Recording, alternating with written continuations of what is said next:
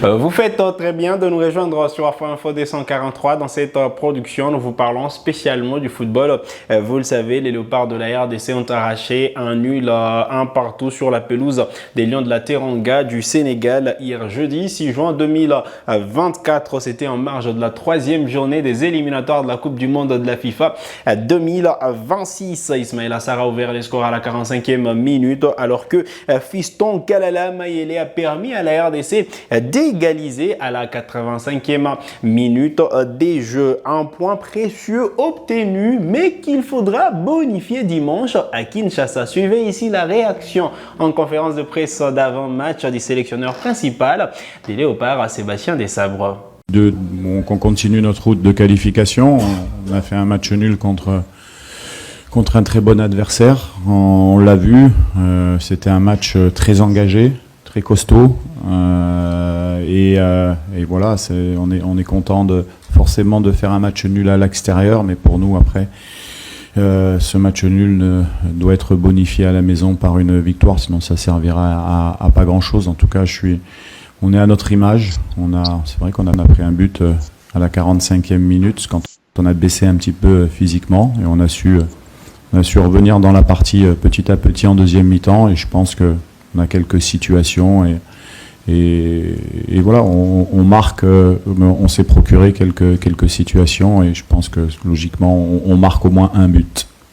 C'était là Sébastien Desabre, sélectionneur national des Léopards de la RDC, qui sûrement revenait sur la performance des Fauves congolais qui ont réussi à obtenir le point du nul en déplacement sur la pelouse de Lions de la Teranga. Et il est cash, il faudra concrétiser la bonne performance d'hier à Kinshasa avec une victoire face au Togo, sinon ça n'aura servi à rien. Et donc il faudra sortir les grands jeux face aux éperviers du Togo. Je les rappelle, ce sera le dimanche à partir des 17h des Kin, 18h heure de la partie orientale de la RDC, match de la 4e journée des éliminatoires de la Coupe du Monde de la FIFA 2026.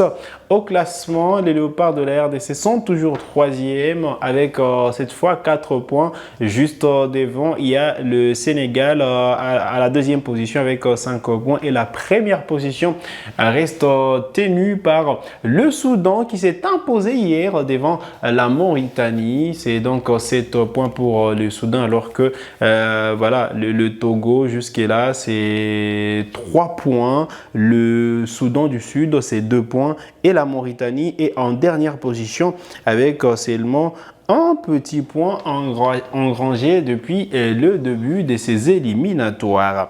La RDC a donc rendez-vous dimanche pour clôturer en beauté ces troisième et 4e journées des éliminatoires, et face aux éperviers du Togo qui eux reviennent d'un nul un partout face au Soudan du Sud. Ça sera difficile parce qu'ils ont également besoin de points. La RDC a aussi besoin de points parce qu'elle est à 3 longueurs du Soudan qui est en tête, à seulement une longueur du Sénégal qui est à la 2e position. Je rappelle que le Sénégal se déplacerait également dimanche sur la pelouse de la Mauritanie dans un derby qui sera également relevé. La Mauritanie qui est blessée après cette défaite devant le Soudan pourra sortir également les griffes. Question de titiller les Lions de la Teranga, mais ça sera un match aussi relevé. Restons sur la performance des Léopards de la RDC hier. Il faut dire que Sébastien Desabre opérait des changements avec les absences des Lyonnais Lampassi, Bakambu et également Silas Katompa qui ne sont pas sélectionnés, vous le savez. Et Simon Bonza était blessé, lui qui est sur la liste. Malheureusement blessé, il n'a pas participé à la dernière séance d'entraînement de Léopard juste avant le match. Et donc il fallait trouver une autre solution. Il avait à sa disposition Samuel Essandé et Fiston Kalala Mayele. C'est donc Samuel Essandé qui a commencé en tant que titulaire à la pointe de l'attaque de la République démocratique du Congo. Mais revenons sur le 11 au complet. Dimitri Berthaud était dans le but. Chancel Mbemba et Inonga Baka ont constitué la charnière centrale. Il faut dire que Axel Tuanzebe a pris le couloir droit et Maswaku le couloir gauche. Charles Piquels Samuel Mutusami et Gaël Kakuta étaient au milieu de terrain, et en attaque on retrouvait Yohan Wissa, Meshak Elia et Samuel et Sandé, voilà les 11 qui a commencé le match hier, et ça a été un match plutôt, on va dire, une belle sortie pour les Léopards, parce qu'ils n'ont pas beaucoup encaissé. C'est à la 45e minute que les Fauves congolais encaissent les buts marqués par Ismaël Assar. Et les Fauves congolais ont réussi quand même à contrer les assauts de cette équipe sénégalaise jusqu'à aller marquer la 85e minute. La RDC également s'est procuré des situations intéressantes, même si voilà, à la dernière minute, on pêchait dans les derniers gestes. Alors, comment qualifier la prestation du portier Dimitri Berthaud? On sent qu'il est en confiance. Depuis un moment, il est en train de prendre l'envergure. Depuis les quelques matchs qu'il a enchaîné avec Montpellier à la fin de la saison, Dimitri Berthaud semble prendre l'envergure, parce qu'on a senti un patron dans le bois de la République démocratique du Congo, même après la bourde à la deuxième minute entre lui et Mbemba. Il a réussi à se reprendre, et puis voilà, il était presque sur la trajectoire de toutes les frappes tirées par l'équipe sénégalaise, et donc Dimitri Berthaud a sorti une belle performance dans l'ensemble. La charnière centrale, Mbemba et Inonga, c'était pas les grands jours, c'était pas la grande forme, même si on devrait subir cette rencontre, on devrait subir plusieurs assauts, et la défense à un certain moment était dépassée, mais on se reprenait au bon moment, et donc entre Mbemba et Inonga, ça n'a pas été les grands jours. La grosse prouesse côté Léopard, ça a été la prestation de Axel Tuanzebe, impérial sur son couloir droit. Il gagnait presque tous les duels face aux Sénégalais, face aux attaquants sénégalais, même si on attendait un peu plus son apport offensivement, ce qui n'a pas été le cas. Mais défensivement, ça a été le meilleur Léopard du match.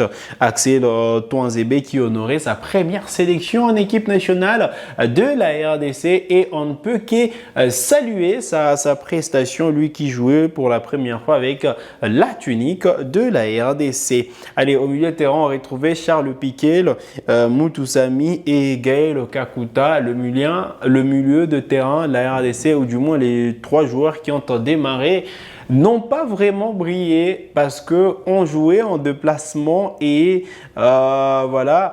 Le Sénégal avait le monopole du ballon et le monopole, et a gagné la bataille au milieu de terrain. Et donc voilà.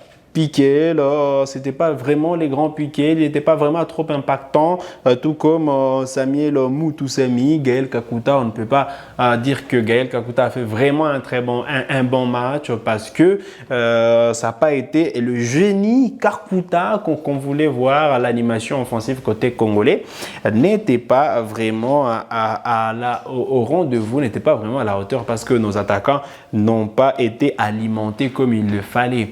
En attaque, Yohan Wissa, voilà, il n'a pas disputé beaucoup de minutes, parce qu'il a été sorti et remplacé juste en début de seconde période, remplacé par Théo Bongonda. Yohan Wissa, ça a été un match compliqué. La pelouse aussi n'a pas favorisé à ce que les Léopards puissent bien se produire, parce qu'on sentait que voilà, ça glissait presque à tout moment. Meshak Elia, évidemment, Meshak, ça prend de la vitesse sur le flanc gauche, mais la finition également, était le grand problème. Alors, il y a des joueurs qui ont signé de belles entrées, à l'instar de Edo Kayembe, qui est venu stabiliser le milieu de terrain de la RDC. Il y a également Shadrack Akolo, d'ailleurs passeur décisif pour le but des fistons Kalala Mayele. Shadrack également a fait une bonne entrée. Fiston Kalala Mayele, lui qui a marqué, évidemment, ça devrait être le joueur qui a sauvé la République démocratique du Congo. Joris Kayembe, c'était un match, c'était une belle entrée également, après que Maswaku Masuaku ait montré certaines insuffisances. Masuaku n'a pas été à son grand jour, à son top niveau. Et Joris Kayembe, malheureusement, qui est entré un peu plus tard, ça aurait été mieux, peut-être bien, qu'il puisse grappiller plusieurs minutes, parce que là, on sentait que Masuaku était en difficulté depuis même le début de la première période. On espère que la RDC pourra tirer de leçons cette rencontre pour bien négocier la confrontation de ce dimanche face aux éperviers et du Togo. Et la RDC a démontré, envoie de nouveau un message à l'Afrique qui aujourd'hui l'équipe nationale congolaise fait partie des grands au niveau africain après avoir tenu en échec le Maroc, après avoir sorti à la dernière CAN l'équipe d'Égypte. La RDC a réussi à mettre en difficulté le Sénégal sur sa pelouse. La RDC aujourd'hui fait partie des adversaires sérieux sur les continents et il faut continuer sur cette lancée. Et c'est là il faut mettre à l'actif de Sébastien Desabre qui depuis qu'il est à la tête de la sélection nationale congolaise continue à multiplier de prouesses et des bons résultats avec les léopards de la RDC. Il ne faut pas s'enflammer, il ne faut pas dire qu'on a fait les boulots, qu'on a fait les jobs après les nuls à Dakar. Il y a un match important, c'est dimanche à Kinshasa. C'est ce match justement qui va permettre à la RDC de rester en vie, de ne pas se faire doubler, sûrement de ne pas faire ce que les adversaires, le poursuivant direct, puissent creuser l'écart, parce que en cas de défaite de la RDC, il y a l'équipe du Togo qui passera devant la RDC. Et si le Sénégal s'imposait pour son prochain match, le Sénégal également prendra de la distance, tout comme les Soudan qui aujourd'hui a 7 points. Et donc, il faut bien concrétiser la bonne performance d'hier, dimanche, avec une victoire. Et ça, le joueur, le coach Sébastien Desabre le sait et tous les joueurs le savent. Et la RDC aujourd'hui a toutes les armes pour aller à la prochaine Coupe du Monde. Il faut bien négocier cette étape des éliminatoires. Être capable d'aller arracher un nul à Dakar, ça veut tout simplement dire que la RDC est capable de se qualifier à la prochaine Coupe du Monde. Et c'est là il faut prendre match par match. Et dimanche, on n'aura pas droit à l'erreur. Vous avez des analyses à faire, vous avez également des réactions.